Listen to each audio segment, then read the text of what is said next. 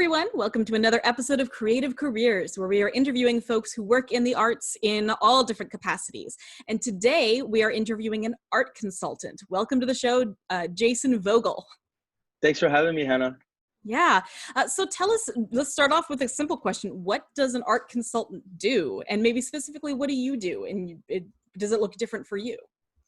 Well, there's many different kinds of art consultants. Some of them deal exclusively with collectors. Other ones deal primarily with advising artists. Those tend to fall more into art advisory roles. But I do a little of both. To just give you a basic synopsis of what I do is I owned a gallery in the Lower East Side for a long time in Manhattan, and have been dealing with private collections, whether small or big blue chip $1 million collections, for a long time. And I basically help people organize their collections. I catalog them and document them for all sorts of purposes, for their own, peace of mind and knowing what they have, and also for insurance purposes and things like that. I go into their homes. I help advise them in the laying out of the artwork and curating the spaces that they live in. And then I go in with my team and I install all of the artwork in their homes. So it's up to my vision for what I think they would all look best in. There's a lot of art history involved. I end up dealing with collectors who want to sell some of their work they have in their collections on the secondary market, and we can get into what that is later. And then also advise them on pieces that I think that if they're considering on acquiring new artwork, I advise them on maybe where to go to find the genre that is of their interest. Okay. Yeah, no, that's a really good little overview. It's a lot. Yeah, no, it's a lot of pieces. Tell us a little bit about your journey. How did you get here? Was this something that you were interested in for a long time, or did it kind of just reveal itself to you? It's funny. I was just talking about this on another podcast a few days ago, but I grew up overseas. I'm a third culture kid. I grew up in China, particularly Hong Kong and Taiwan. And I was fortunate. I had a very good art department at my school that was very encouraging of any kind of creative outlet. And I started painting myself as an artist when I was about 15, 16 years old, and decided that that's what I wanted to do. And so I moved to New York to go to college, and I studied painting at Pratt Institute in Brooklyn. And I took a year and I went to Amsterdam as well, and I studied the Rietveld Academy there. But I came back, I graduated, and then started doing internships in art galleries to pay my bills, because I clearly wasn't the next big famous art star right off the bat. And that was kind of limiting too, because there's so many people in New York City. It was hard to find the kind of job that I was looking for in the galleries that I wanted. There were plenty of people with way more experience than me. So I went back to graduate school. I got my master's degree in painting and art history. And then I started a series of my own businesses. I worked for galleries too all along the way. So I got to learn what goes on the inside of the art market, and the veil drops and the wizard is you see everything going on there. And with that information, I started my first gallery, and then I had a curatorial collective that I started. And then about 8 years ago, I opened the Lodge Gallery with a business partner of mine, and it was a proper, brick and mortar art gallery in Manhattan, and that ran for about 6.5 years. And when I left that, I decided to go private with the clients that I worked with in all those businesses and just deal directly with them in their homes. Okay. So, long journey, but pretty much, linear trajectory. Yeah, no, it's interesting. So yeah, talk to me a little bit about what makes art consulting unique, what really sets it apart from, what makes it different from, for example, creating a painting or something like that. What does this do that really that highlights the art in a different way for you, maybe? Well, like I said, I started off as an artist myself, and I made several transitions out of making art myself by switching mediums and experimenting with different things. There were so many great painters in New York City, and I didn't feel like that was working out for me in terms of what I wanted to talk about. So I started making site-specific installations and curating exhibitions. And part of my job that I had with other galleries was assisting in the logistics of curating exhibitions. And when I say curating, what I mean is someone like myself will maybe write an essay about a subject and then work with somebody else or by myself to break that essay down into a one-page press release. And then I go looking for artists who are making artwork that sort of typifies or illustrates my concepts, and I bring them all together under one idea.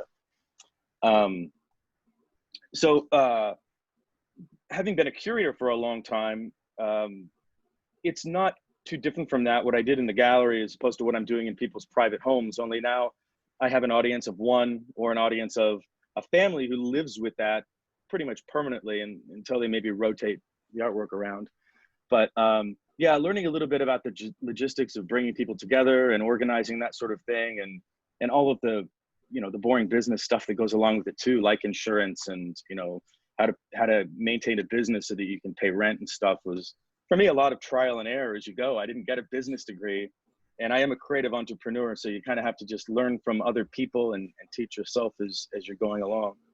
But that being said, that's one of the most exciting things about what I do now, is that I get to go into, it's like going into private museums. I get to go into people's homes and see things that are sentimental to them, but also important works of art in their own right. And I get to touch and play around with things that probably only museum curators get to do, but I get to do it in like a less public way, you know? Yeah. Yeah. So you talked a little bit about needing to kind of acquire some of the business, the more administrative business knowledge.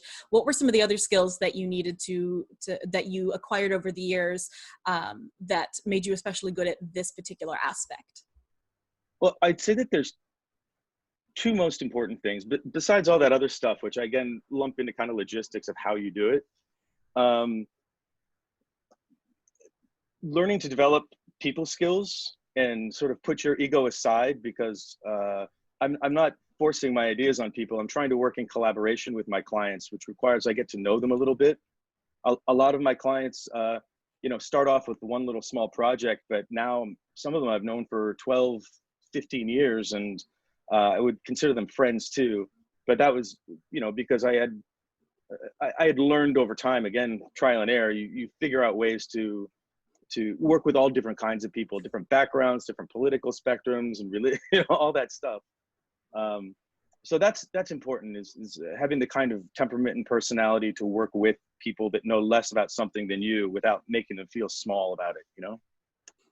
The other thing is art history is very important, because just in terms of making relationships and understanding the linear history of the art world, I mean, it's somewhat abstract, but like just understanding a little bit about every period in art history, so you can talk to all those people about their different tastes and interests, and be more informed about advising them in the right direction for what they want, you know, whether it's contemporary stuff or old, like, you know, masterpieces from the Renaissance and stuff like that.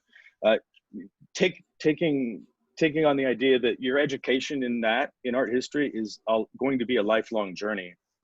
It's not just memorizing dates and names of artists and time periods. It's understanding their relevance and context to each other, and that's something that's, you know, it's somewhat subjective in a way. So it's an ongoing learning process. I'll find, you know, I'll have one set idea about like a whole period, and then go and read a book or find someone giving a lecture, and it'll make me rethink the entire thing. Yeah, that's an ongoing lifelong learning journey. Yeah, no, absolutely. All right, and as we're closing this out, you know, this is going out during a time when a lot of students are at home and are not necessarily going out and taking art classes, or maybe the art classes that they were interested in have been shut down. But if this is something that a student watching this is interested in, what do you think? What could be something that they could do from their homes today to improve some of these skills that they might need in this path? Well, there's like a million channels on YouTube. You can type pretty much any artist's name in, and then like watch a 15-minute documentary about not just the artist, but like I was talking about before, their place in the canon of art history and how that grows.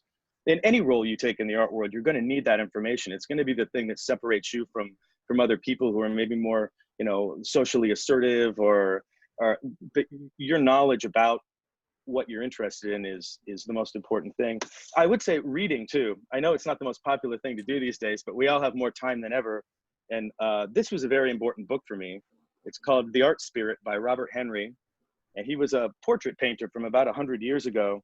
And the book is an easy read because it's just letters back and forth between him and his students over a period of maybe 10, 15 years. You could just open it up to anywhere in the book and start reading, the correspondence and stuff. But it's helpful if you're interested in being an art consultant or a curator or someone who's involved in the art world who's not making art. Although I will say curation is kind of painting with other people's paintings, if that makes any sense.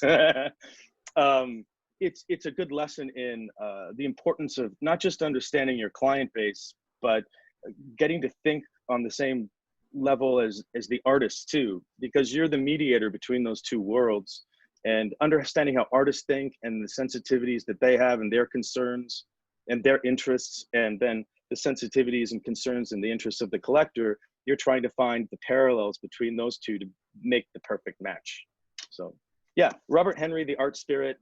You could probably find a PDF of it somewhere on Google, or it's like probably like $2 on Amazon or something like that. But yeah. Awesome. No, I Great think book. that's fantastic.